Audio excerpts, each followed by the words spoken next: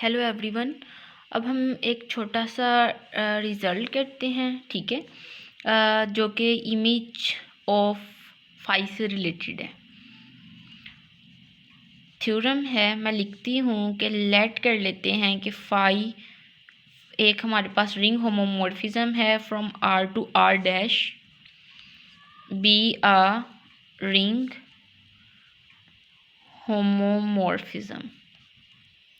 एक ये ring homomorphism है। देन वो कहता है कि शो करें, then show that image of phi is equal to phi of R, R belong to R is subring of R dash.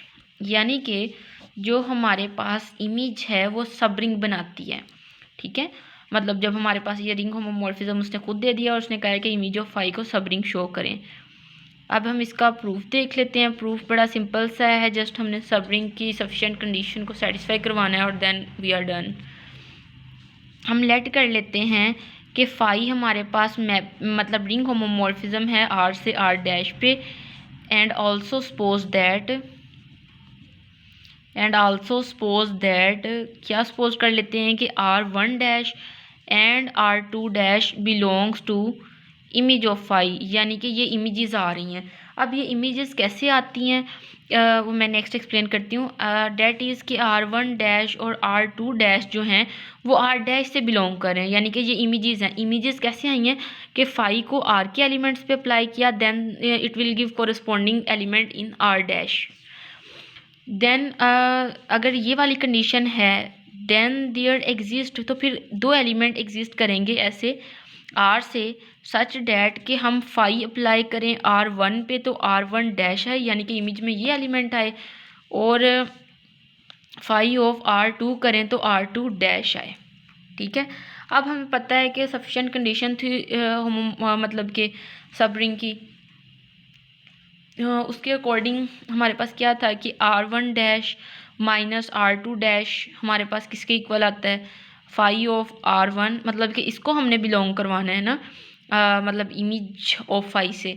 तो अब हमारे पास ये क्या लिख सकते हैं, phi of R one minus phi of R two, ये इसके इक्वल ही है ना यहाँ से। इससे अगर देखा जाए, अगर इसको हम वन भी कह दें, और यहाँ से क्या हो जाएगा, हमने पढ़ा था कि हमारे पास phi of x minus y जो होता है phi of x minus phi of y के इक्वल होता है। तो यहाँ से ये क्या आ जाएगा, phi of R one minus R two. अब ये क्यों आया है, क्योंकि फाई इज़ होमोमॉर्फिज्म, क्योंकि फाई होमोमॉर्फिज्म है। अब हमारे पास सिंस हमें पता है कि R one minus R two किससे बिलोंग कर रहा है, आर से, क्योंकि आर जो है वो हमारे पास क्या है, आर हमारे पास रिंग है, ठीक है। सो दैट्स वाई ये हमारे पास जो एलिमेंट हैं दो R one minus R two जो सब्ट्रैक्ट होके रिंग में चले जाएंगे। इसका मतलब है कि phi of R one minus R two जो है वो किससे बिलोंग कर जाएगा, वो तो इमेज ऑफ फाई से नहीं बिलोंग कर जाएगा। इमेज ऑफ फाई से क्यों बिलोंग करेगा, क्योंकि यही तो था कि फाई अप्लाई करें, तो हमारे पास सेट ही इस तरह से डिफाइन है कि फाई अप्लाई करेंगे तो वो एलिमेंट हमारे पास इमेज से बिलोंग करेंगे। डैट मीन्स कि हमारे पास फिर R one dash minus R two dash जो है वो किससे बिलोंग कर गया, इमेज ऑफ फाई से, ठीक है। इसी तरह से अगर मैं दूसरी कंडीशन के लिए देखूं कि R one dash R two dash है, तो ये इसके इक्वल होगा phi of R one phi of R two के अकॉर्डिंग टू वन, ठीक है। तो उसके बाद ये वाला हमें पता है कि phi of R one R two हो जाएगा। क्यों हो जाएगा, क्योंकि फाई होमोमॉर्फिज्म है, definition by definition of homomorphism. अब आर वन और आर टू किससे बिलोंग कर जाएंगे, आर से, क्यों, क्योंकि आर एक रिंग है, तो किसी दो एलिमेंट की मल्टीप्लिकेशन जो है वो क्लोज होती है तो वो रिंग में चली जाएगी।